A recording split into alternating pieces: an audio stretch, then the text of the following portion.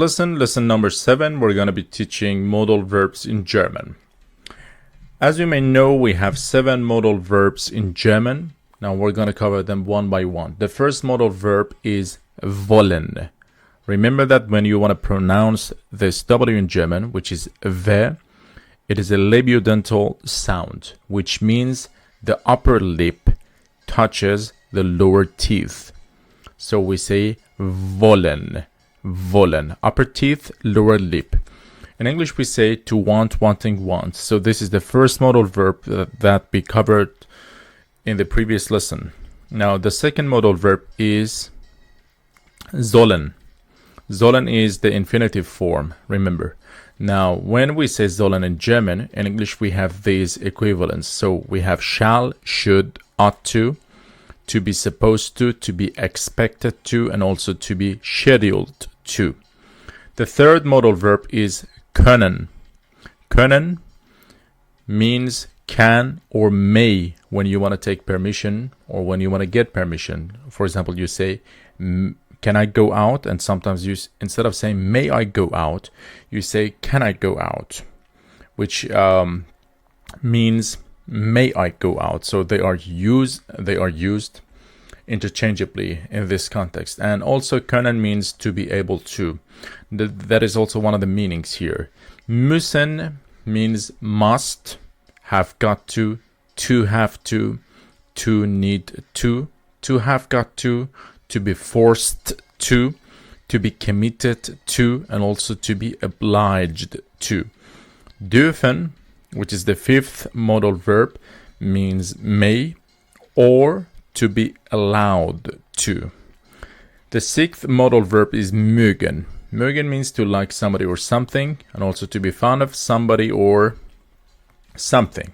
Now here, it is important to understand about the seventh modal verb here, which is möchten. Möchten in English means to wish or would like to. Now we're gonna go over them one by one. These are all of the modal verbs in German. So in German basically we have 6 modal verbs, and this möchten here is the subjunctive mood for mögen, which we are going to discuss further for the time being. Now, for example, you enter a restaurant and the waitress asks you, was wollen Sie essen? Or was wollen Sie trinken? Means what do you want to drink or what do you want to eat? The English version. So if you enter a restaurant and somebody asks you, what do you want to drink? This seems to be unprofessional in German, and this is not considered politeness. So if you want to be polite, you say, what would you like, for example, to order, or what would you like to eat? What would you like to drink? The menu is on the table and this and that. So it is better not to say, was wollen Sie essen or was wollen Sie trinken? The better version is, was möchten Sie essen or was möchten Sie trinken? Which literally means, what would you like to drink or what would you like to eat? Now, here trinken means to drink and essen means to eat. Now, it is also important to note that after modal verbs in German, we need to use the simple infinitive in German. And the simple infinitive ends in en. And this is an example here, essen. Now this en here and this en also here are the simple infinitives in German, basically the simple verbs. And the verb must be untouched. Basically the second verb in German cannot be and shall not be conjugated. So here, in the example we described, we have an explanation here. It says, as is clear in the example above, möchten expresses a more polite request, which is very true. Now, if you remember, we went over subject pronouns in German. And one more time, or once again, I'm going to go over them.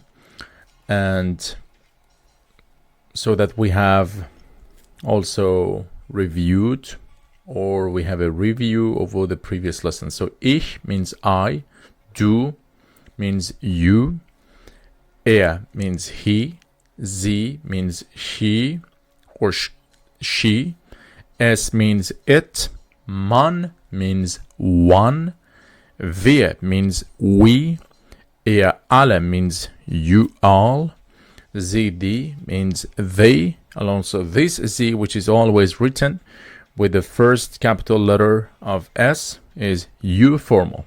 Now remember, also when it comes to conjugation of the modal verbs, we mentioned some important points which we are going to review again.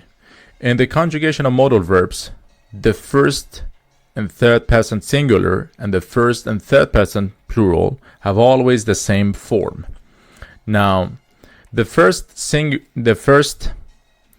person is ich will. Now, if ich will is I want, he, she, it, one wants, also is will. So basically the verb is conjugated in German and it has the same form in the first and third person singular.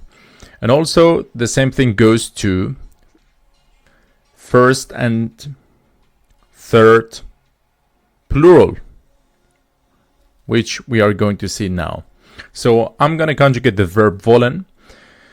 Ich will, I want. Du willst, you want.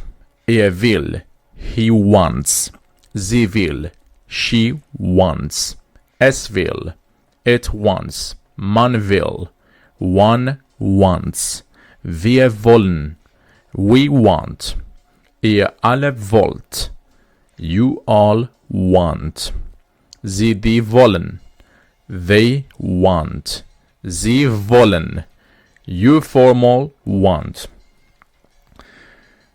One more thing to remember is the pronunciation of W in German and W in English. W in English is absolutely different from how it is pronounced in German. In English, you protrude your lips and the lips must not touch. So you say we. Whereas in German, the upper teeth and the lower lip touches or touch. Basically, you would say v. It is like the letter V. How do you pronounce the letter V in English? This is basically what we do in German when it comes to pronunciation of W. So here we have the verb sollen. We're going to conjugate the verb sollen. The same thing goes to this verb. Ich soll, du sollst. I should, you should. Soll, sie soll. Es soll. He should, she should, it should. Man soll, one should. Now in English, I'm not going to be teaching you English, but you understand that the should is also considered an unchangeable auxiliary verb, which means that should has only one and one form for all of the subjects, no matter what.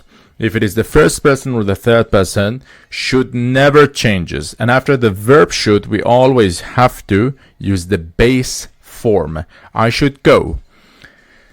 And this is when it comes to English. So, man soll, one should. Wir sollen, we should. Ihr alle sollt, you all should. Sie, die sollen means they should. Sie sollen also means you formal should. Now, no child is going to be left behind, buddy. Können means to be able to and also can. We understand that to be able to is the main verb because it has the main verb of to be being be. Whereas can is an unchangeable auxiliary verb. We have only one can, and that is can. So you say I can, you can, he can, she can, it can, and so on. So ich kann, du kannst, kann, sie kann, es kann, man kann, wir können, ihr alle könnt, sie, die können, and sie können. Now, here, there is one more point to pay attention to. The verb in its infinitive form has basically o umlaut or Now here, when it comes to the conjugation of the verbs for the singular subjects, we don't use the umlaut form, and this is true for all of them. Every modal verb that has umlaut, which basically means these two dots above the vowels, O, U, and also A, they are never used for the singular subjects, as we can see here. But when it comes to the plural subjects, we use all of them. We must use all of them. So here, 7, 8, 9, and 10, we say wir können, ihr alle könnt, means you all can. Sie die können means they can, and sie können means you formal can. Now let's go to the fourth auxiliary verb, which means must, and we understand the difference between must and have to. Ich muss means I must. Du musst means you must. Muss, sie muss, es muss, and man muss. He must, she must, it must, we must, one must. Wir müssen, we must. Again, the conjugation is back to the normal. But when it comes to subject pronouns, when it comes to singular pronouns, we never use them. Just remember, we don't use umlaut for the singular subject. So very important to remember. Wir müssen means we must. Ihr alle müsst means you all must. Sie die müssen means they must. And also sie müssen means you formal must. Let's go to dürfen. Dürfen means may or to be allowed to. Ich darf, I may. Du darfst, you may. And when it comes to pronunciation of this R here, we can drop it off. It is not that much important. Ich darf or du darfst. And also if you want to pronounce, it's going to be okay. Ich darf, du darfst. Darf, sie darf, es darf. Man darf. Wir dürfen means we may. And again, one more time, the infinitive and the umlaut is back because we have come to the first person plural. Wir dürfen means we may. Ihr alle dürft means you all may. Sie die dürfen means they may, and sie dürfen means you formal may. Now let's go to mögen. Mögen means to like. You know the meaning of like. Remember that we do not say I like to or I like plus ing. I like to go, I like going, I like to study physics, I like studying physics. We never say that. Why?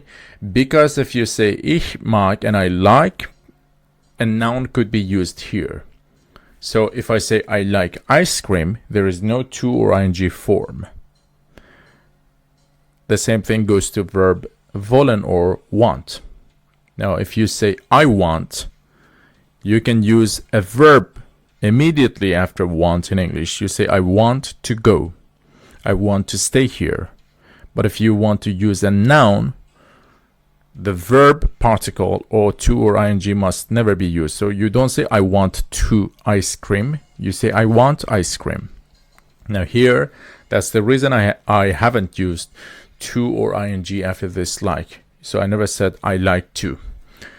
So ich mag, du magst, mag, sie mag, es mag, man mag, wir mögen, ihr alle mögt, sie die mögen, and sie mögen. Now, this like has also a conditional form, which is used for the polite requests. In German, we have the same thing in English. We say ich möchte. Now here, you may see that the singular subjects in German have umlaut. Ich möchte, du möchtest, sie, es, man möchte. This might sound contrary to what I just mentioned for the previous modals, but I need to mention one important fact here, and that is, this is not a modal verb. This is the conditional form of the verb mögen. This is not a modal verb. I emphasize again. So that's the reason. It has umlaut. in all of the subjects. You can see that all of the subjects take the umlaut form. And here, if you use O without umlaut, the pronunciation changes. It becomes mochte. It becomes che, like Juan in Spanish. So, ich möchte, du möchtest, means I would like, you would like. Er möchte, sie möchte, es möchte. Man möchte. Wir möchten, ihr alle möchtet, sie, die möchten, and also sie möchten. Now, I do not want to make a very large video so that nobody can watch. I think this is enough for lesson number 7. If you have any questions, you can post your questions in the comment section. Don't forget, please, to subscribe us and also like the video and share the video if you know that this video is worthy of being watched by someone and to learn something new. Overall, I hope you have enjoyed this lesson. Please follow us in future lessons. I'm going to give you a lot of examples with these modal verbs in the future lessons, specifically in lesson number 8. Wish you all the very best.